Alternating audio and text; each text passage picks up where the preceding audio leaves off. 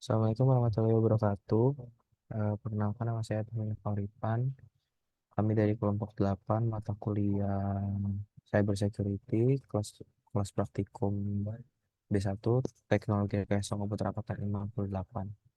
Jadi kami akan menjelaskan tentang handout perkuliahan bagian lab server Linux. Mungkin eh, bisa dimulai, silakan yang pertama. Di sini saya Zakaria Hidayatullah akan menjelaskan untuk step yang pertama. Eh, untuk step yang pertama di sini bisa dilihat di sebelah kanan di bagian virtual mesinnya. Di sini kita sudah masuk ke CyberOps Workstation-nya dengan username-nya analis dan sandinya CyberOps. Nah, kemudian di sini selanjutnya kita akan langsung masuk ke step yang kedua, yaitu di sini kita akan menggunakan perintah PS untuk menampilkan program yang sedang berjalan di latar belakang dari CyberOps workstation-nya ini. Sini dituliskan sudo ps strip elf.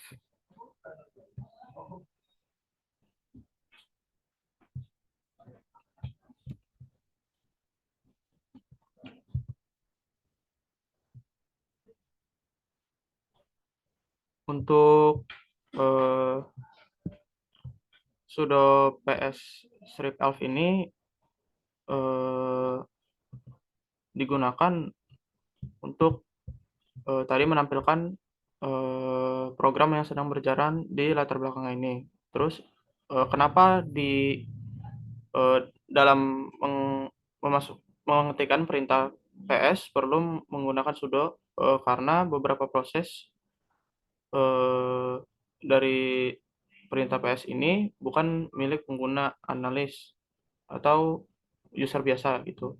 Jadi harus menggunakan eh, harus menggunakan akses dari super super super user seperti itu. Kemudian yang kedua di sini eh, kita akan memasukkan perintah eh, sudo strip usr strip sbin strip nginx.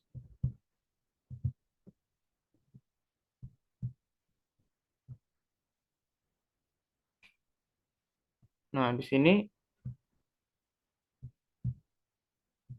eh,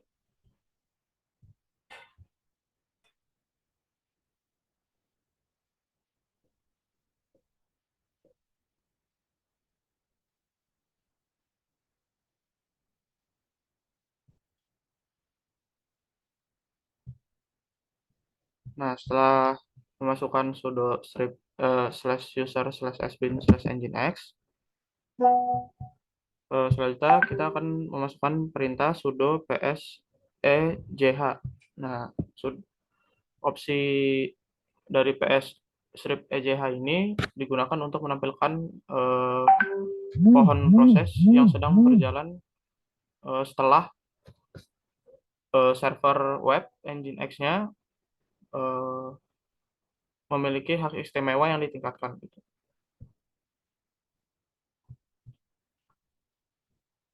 Nah, di sini hierarki proses ini diwakili oleh PS melalui sebuah lekukan atau sebuah curve gitu.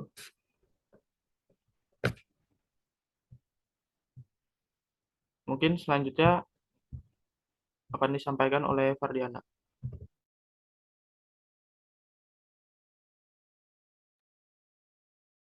Baik, saya Fardiana Yunitas akan menjelaskan proses selanjutnya. Pada proses ini kita akan mengetikkan netstat.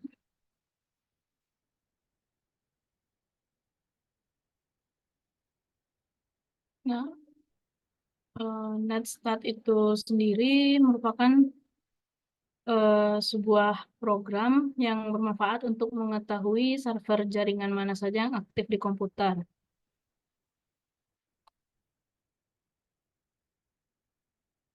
Seperti yang terlihat, Nextstart mengembalikan banyak informasi saat digunakan tanpa opsi. Dan juga banyak opsi yang dapat digunakan untuk memfilter dan memformat output Netstat dan akan membuatnya lebih berguna. Untuk langkah selanjutnya, kita akan menggunakan Netstat dengan opsi tune-up untuk menyesuaikan output.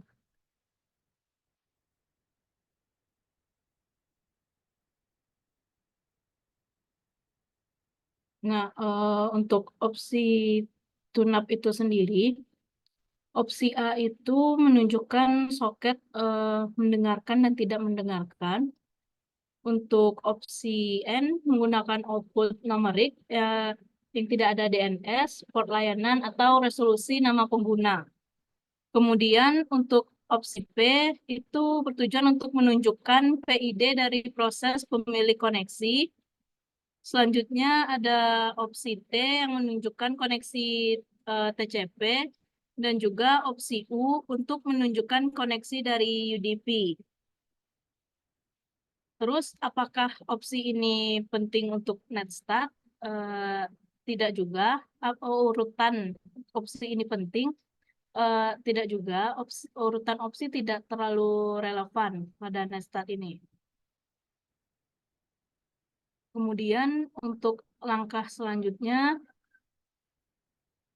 di sini kita akan menggunakan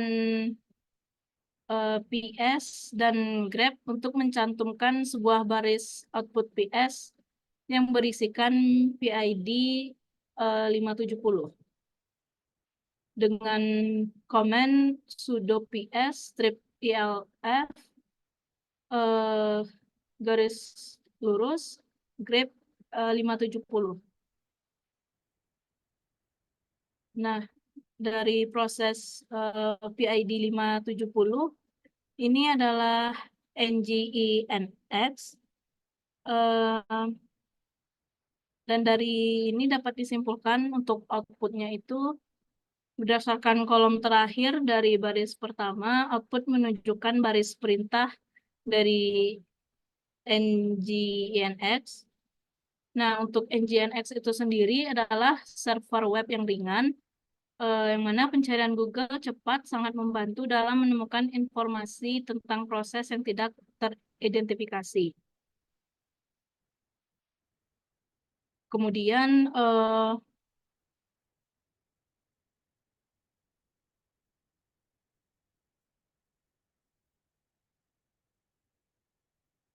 untuk proses selanjutnya mungkin akan dijelaskan oleh Edmund.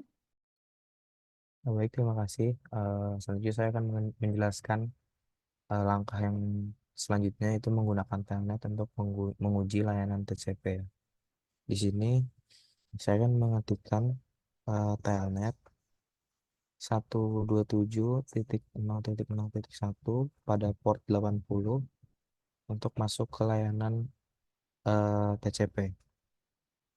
Di sini sudah masuk. Di sini saya akan mencoba mengetikkan pesan tes. Di sini sudah terkirim dan hasilnya akan dikirimkan dalam bentuk web. Di sini seperti bisa kita lihat ada struktur HTML-nya. Lalu koneksinya ditutup secara otomatis oleh host. Selanjutnya saya akan mencobanya ke port yang ke-22. Jadi sini yaitu komennya adalah telnet 127.0.0.1 port 22. Sini juga berhasil masuk untuk SSH ya. Lalu saya kemudian juga mencoba mengetikkan pesan berisi halo. Dan di sini